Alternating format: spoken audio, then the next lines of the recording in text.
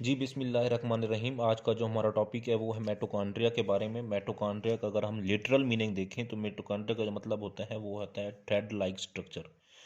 First of all इसकी हम discovery देखते हैं। डिस्कवरी के अंदर सबसे पहले अल्बर्ट वॉन कॉलिकर एक साइंटिस्ट थे। इन्होंने इनको नाम दिया था बायोब्लास्ट का। किस चीज़ का? बायोब्लास्ट का, जिसका मतलब होता है लाइफ जर्म्स।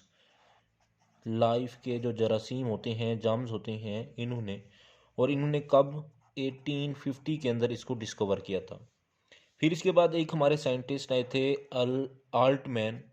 इन्होंने कहा था कि ये हमारे पास बायोब्लास्ट नहीं है। इन्होंने कहा था कि दीज आर दी ऑर्गेनेलीज, और ये कब कहा था? 1890 के अंदर।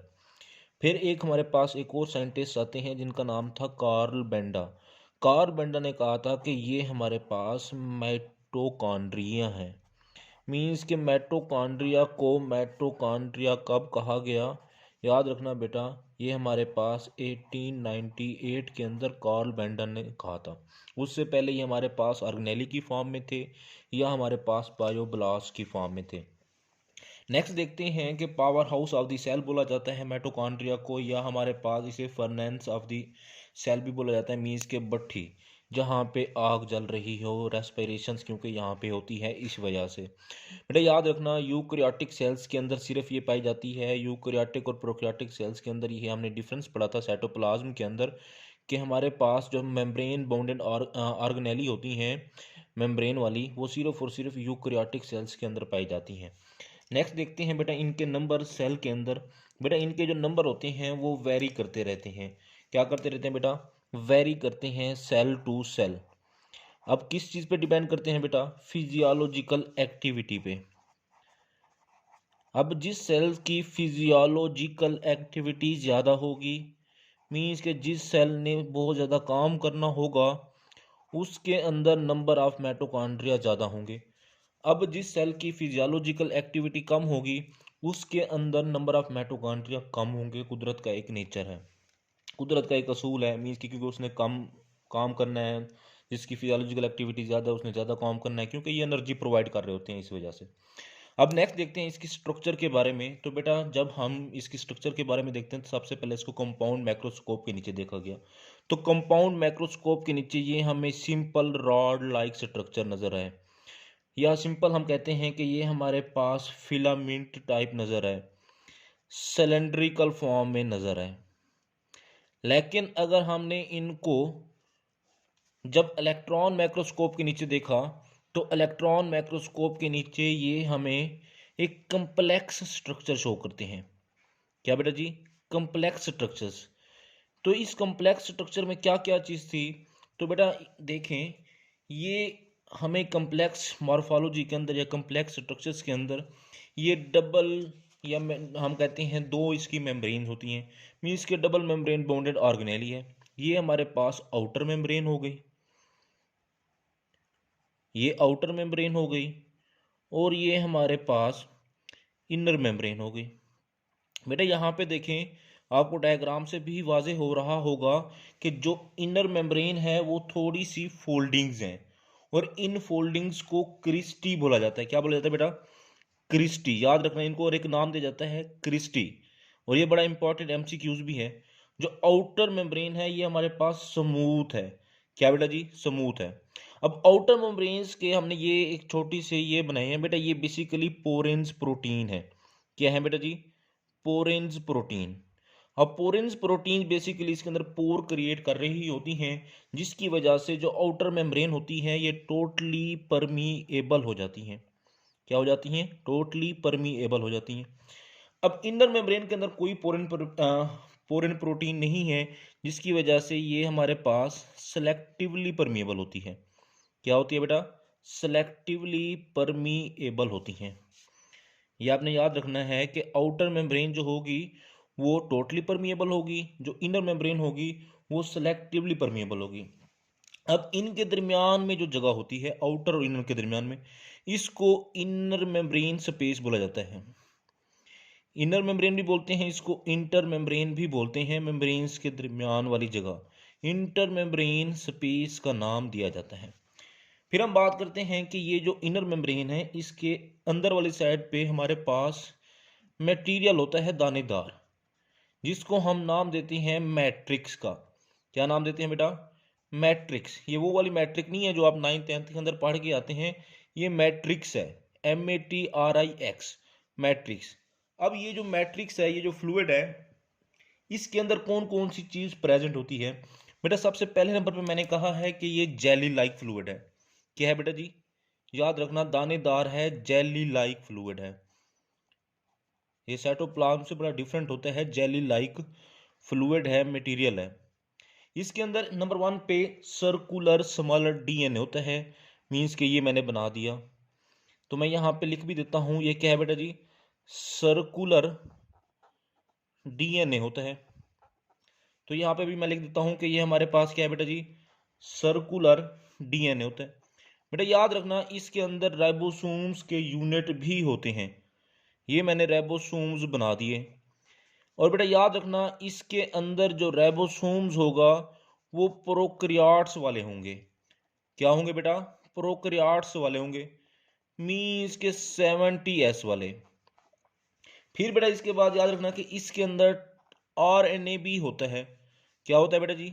RNA। और ये जो RNA है, तो बेटा याद रखना, ये ऑल टाइप्स ऑफ RNA होते हैं, मीन्स के मैसेंजर RNA भी होगा, राइबोसोमल RNA भी होगा, और ट्रांसफर RNA भी होगा। बेटा इसके बाद याद रखना, इसके अंदर कुछ इंजाइम्स भी पड़े होते हैं। क्या होते हैं बेटा? कुछ इंजाइम्स भी पड़े होते हैं। अब इन इंजाइम्स का क्या काम होता है कि ये इसकी मेटाबॉलिक मशीनरी के अंदर यूज होते हैं। जब एनर्जी बनानी होती है, ATP की सिंथेसिस करनी होती है, मेटाबॉलिक मशीनरी के अंदर यूज होते हैं। मेरा लास्ट वन बेटा याद रखना, इसका अपना, क्योंकि RNA भी है, राइबोसोम्स भी है, तो इस वजह से हम कहते हैं कि ये हमारे पास इसका अपना जेनेटिक सिस्टम होता है। क्या होता है बेटा? अपना जेनेटिक सिस्टम होता है। फिर इसके बाद हम इसके अगर फंक्शन देखें कि इसके फंक्शंस क्या हैं, तो बेटा याद रखना, सबसे पहले हम कहते हैं कि ATP की सिंथेसिस करते होती हैं, वो किस प्रोसेस के थ्रू? सेलुलर रेस्पिरेशंस के थ्रू। किसके थ्रू बेटा? सेलुलर रेस्पिरेशंस के थ्रू। अब सेलुलर रेस्पिरेशन में होता क्या है? ऑक्सीजन को यूज किया जाता है। ऑक्सीजन क्या होती है बेटा? यूज होती है। ऑक्सीजन को यूज करके ATP को फॉर्म किया जाता है, ATP की सिंथेसिस की जाती है। ठीक हो गया। नंबर 2 पे हम कहते हैं हमारे पास ऑक्सीजन को यूज किया जाता है, तो एनर्जी कहाँ से बनाई जाती है? यहाँ पे हम कहते हैं सबसे पहले ग्लूकोज को यूज किया जाता है। यहाँ पे हम कहते हैं फैट्स वगैरह जो होती हैं, प्रोटीन्स वगैरह जो होते हैं, इनको यूज किया जाता है ऑक्सीजन की मौजूदगी में, और एनर्जी बनाई जाती है। इसके बाद इसका दूसरा फंक्शन जो इंपॉर्टेंट है बेटा, कि हमारे पास इसका जो मैट्रिक्स होता है, मैट्रिक्स के अंदर क्रेब्स साइकिल अकर होता है।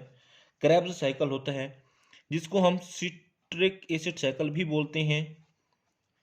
सिट्रिक एसिड साइकिल भी बोलते हैं, क्योंकि इसका पहला प्रोडक्ट जो होता है वो सिट्रिक एसिड होता है, सिट्रेट होता है। ठीक हो गया। फिर हम कहते हैं कि ये फैट्स की मेटाबॉलिज्म के अंदर भी हेल्प करता है, फैटी एसिड मेटाबॉलिज्म के अंदर। इसके अंदर बेटा फैटी एसिड मेटाबॉलिज्म के अंदर भी हेल्प आउट करते हैं। अब बेटा याद रखना कि हमारे पास ये सारी चीज़ें, ये इसका फंक्शन हो गया 2 से 3। अब क्योंकि ये एनर्जी बनाता है, तो इसी वजह से इसको हम powerhouse of the cell भी बुलाते हैं। अब इसके अंदर होता क्या है कि जो ADP होता है हमारे पास, ADP के साथ इनऑर्गेनिक फॉस्फेट को ऐड करता है, जिसकी वजह से ATP को दोबारा रीजनरेट किया जाता है। जब वो यूज फॉर्म से दोबारा मीन्स कि इसको ATP की सिंथेसिस की जाती है, तो इस वजह से इसको powerhouse of the cell भी बोला जाता है। तो बेटा याद रखना कि हमारे पास इसके अंदर अपना DNA है, RNA है, राइबोसोम्स हैं, तो मीन्स कि अपनी एक किस्म की प्रोटीन्स भी ये सिंथेसिस कर रहा होता है। क्या कर रहा होता है बेटा? प्रोटीन्स भी सिंथेसिस कर रहा होता है। तो बेटा याद रखना, ये सारी चीजें होने की वजह से ये सेल्फ रेप्लिकेटिंग ऑर्गेनेली है। क्या है बेटा जी? Self replicating organelle. क्या है बेटा जी? याद रखना, सेल्फ रेप्लिकेटिंग ऑर्गेनेली मीन्स कि ये खुद एक से दो बना लेता है। 2 से ये 4 बन जाएंगे। अब ये कौन से प्रोसेस के थ्रू सेल्फ रेप्लिकेट करता है? तो बेटा याद रखना, सिंपली बाइनरी फिशन से। किससे बेटा? Simply binary fission. मीन 1 से 2 होना, 2 से 4, 4 से 8, 8 से 10। तो इसके अलावा बेटा यहाँ पे हमारे पास 2 से 3 क्वेश्चन आते हैं एमडी कैट के लेवल के। वहाँ पे 2 टर्म यूज की जाती हैं। एक हमारे पास होता है कॉन्ड्रियोम, CHONDRIOM। अब क्योंकि मैंने कहा था कि इसके जो नंबर होते हैं वो वेरी करते हैं। अब हम कहते हैं कि फॉर एग्जांपल एक सेल के अंदर 8 से 10 माइटोकॉन्ड्रिया हैं। वो सारे के सारे माइटोकॉन्ड्रिया को कलेक्टिवली, मींस के ऑल माइटोकॉन्ड्रिया जो होंगे उनको कलेक्टिवली फिर एक टर्म यूज की जाती है जिसको हम कॉन्ड्रियोम का नाम देते हैं। किसका नाम देते हैं बेटा? कॉन्ड्रियोम का नाम देते हैं। इसके अलावा बेटा इसकी स्ट्रक्चर्स के अंदर हम देखते हैं कि हमारे पास ये चीज प्रेजेंट है, ये नोब लाइक, जो कि लास्ट वन, इसको हम 80 पेज का नाम देते हैं, या इसको हम F0 F1 पार्टिकल का नाम देते हैं। और ये जो 3 दाने मैंने बनाए हैं ये हमारे पास बेसिकली इलेक्ट्रॉन ट्रांसपोर्ट चेन है, जो हमने बायोएनर्जेटिक्स के अंदर भी पढ़ते हैं। ये इलेक्ट्रॉन ट्रांसपोर्ट चेन कहाँ पे प्रेजेंट होती है? क्रिस्टल के ऊपर। ये F0 F1 पार्टिकल जो है इसको हम एक और नाम भी देते हैं ऑक्सीसोम का। इसी को एलिमेंट्री पार्टिकल भी बोलते हैं। तो ये आप लोगों ने याद रखना है। तो ये था हमारे पास माइटोकॉन्ड्रिया के बारे में क्वेश्चंस आंसर्स, इसके बारे में इंफॉर्मेशंस। अल्लाह हाफिज़।